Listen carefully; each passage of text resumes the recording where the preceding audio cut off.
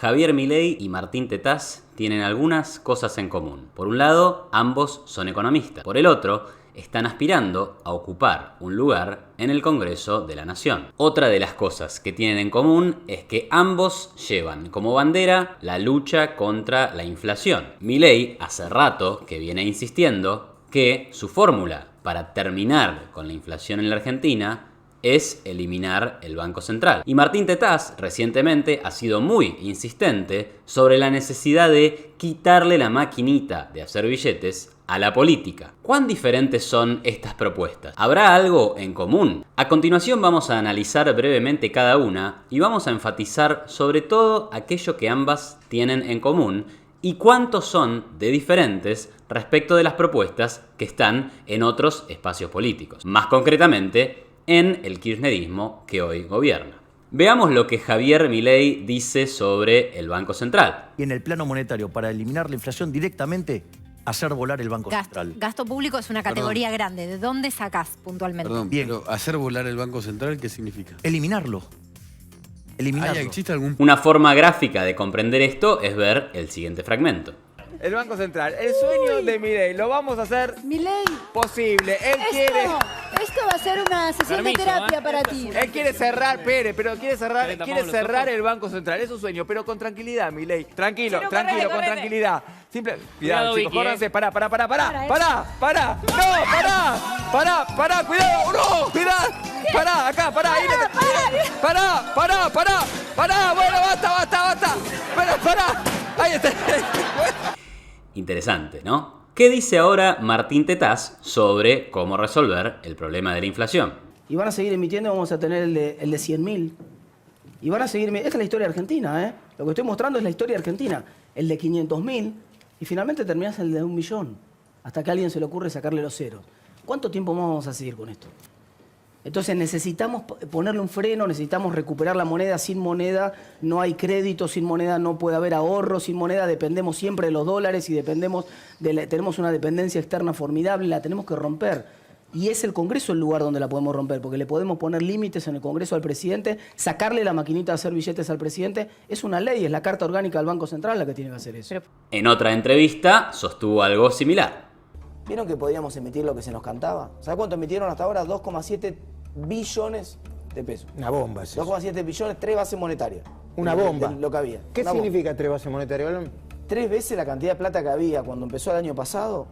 Había prácticamente menos de 1 billón de pesos en circulante. 3 veces eso emitieron. ¿Y eso es la inflación? Eso es la inflación. Por eso una de las propuestas mías que estoy tan obsesionado es la cuestión de saquémosle la maquinita de hacer billetes. Basta.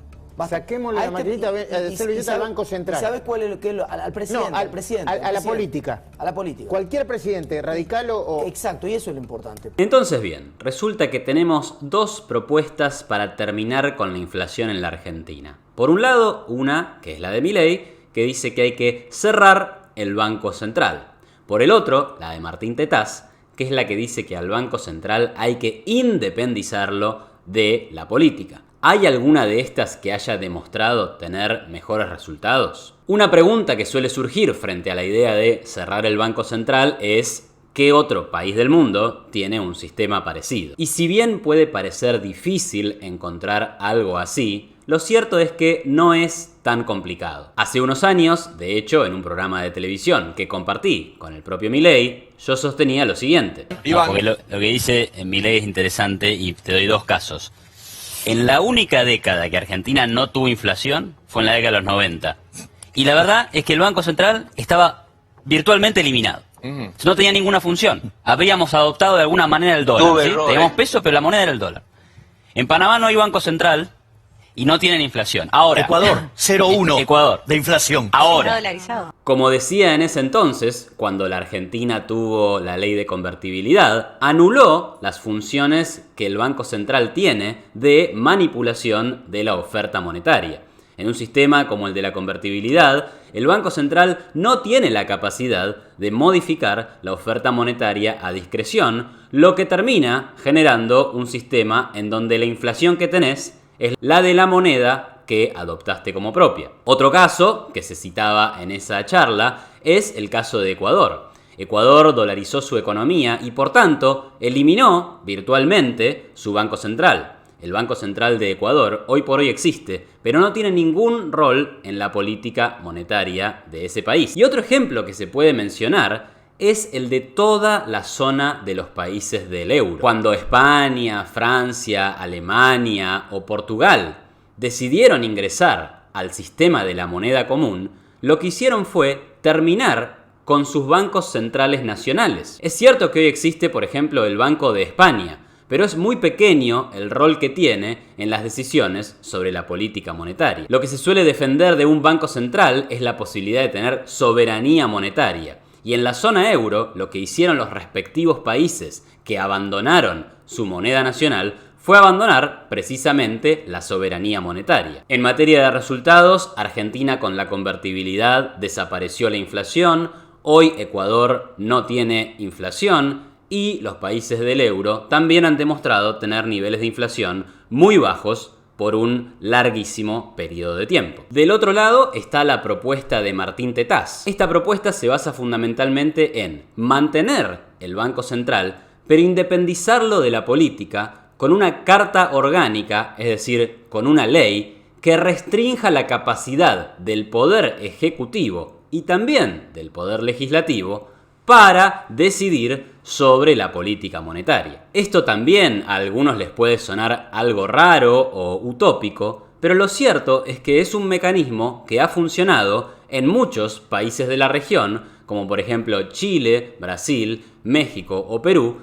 que hoy gozan de bajos niveles de inflación. Un trabajo de economistas del Fondo Monetario Internacional que analiza el proceso por el cual la inflación descendió de casi toda América Latina a fines de los 80 y principios de los años 90, sostenía que este descenso en la inflación se había logrado principalmente por reformas en las cartas orgánicas de los bancos centrales de estos países. La nueva legislación sobre la banca central en América Latina se basó en 4 pilares principales. El primero, una definición clara y estrecha de un mandato para el Banco Central. El segundo, una formulación de la política monetaria independiente del Poder Ejecutivo. El tercero, la dotación de autonomía para la implementación de la política monetaria. Y un cuarto pilar que se basaba en que los bancos centrales le rendirían cuentas a la sociedad de forma transparente. Cuando se habla de un mandato estrecho para el Banco Central, se quiere decir que el Banco Central tenga como única misión controlar los niveles de inflación. Por otro lado, cuando se habla de independencia del Poder Ejecutivo, se busca principalmente evitar que sea el Banco Central el que salga a rescatar al Tesoro, emitiendo billetes cada vez que el Tesoro ingrese en una situación de déficit presupuestario. Esto es lo que en economía se conoce generalmente con el nombre de dominancia fiscal. Cuando el Banco Central, por ley, no puede financiar el desequilibrio presupuestario del gobierno, entonces se termina con la dominancia fiscal. Y esto fue algo que las nuevas legislaciones de los bancos centrales de Latinoamérica incorporaron en sus cartas orgánicas. El trabajo del fondo sostiene también que financiar el déficit del presupuesto, la fuente histórica de la inflación en la región, fue estrictamente restringido e incluso prohibido a nivel constitucional en Chile, Colombia, Ecuador, Guatemala, México y Perú, entre otros países. O sea que si bien uno podría encontrar una buena cantidad de diferencias entre la propuesta de Javier Milei y la propuesta de Martín Tetaz, que por supuesto ameritan un buen análisis, lo cierto es que en algunos puntos fundamentales estas propuestas coinciden. El punto fundamental que ambas propuestas tienen en común es que ponen el foco, finalmente, donde hay que ponerlo. Como dijera Milton Friedman, no hay ningún episodio inflacionario en la historia que no haya sido precedido de un aumento excesivo de la cantidad de dinero. Y el principal responsable por la cantidad de dinero dentro de un país siempre es el Banco Central. Ahora bien, sabemos que también suele emitirse en respuesta a déficits presupuestarios. Ahora, en ambas propuestas, tanto la de Milei como la de Tetaz, ningún déficit presupuestario puede ser financiado con emisión monetaria del Banco Central, ya sea porque no existe el Banco Central y la moneda que circula en el país es el dólar, la libra esterlina, el Bitcoin o lo que sea que exista en ese momento, o bien porque existe una ley que impide que el Banco Central efectivamente financie esos déficits presupuestarios. Si bien la forma de llegar al objetivo puede ser distinta, lo importante es que hemos visto casos en la historia reciente en donde ambas estrategias han logrado el objetivo. Países sin Banco Central no tienen inflación y países que sí tienen bancos centrales, pero que restringen por ley la capacidad de financiar al fisco, tampoco tienen elevados niveles de inflación. En este sentido, ambas propuestas son claramente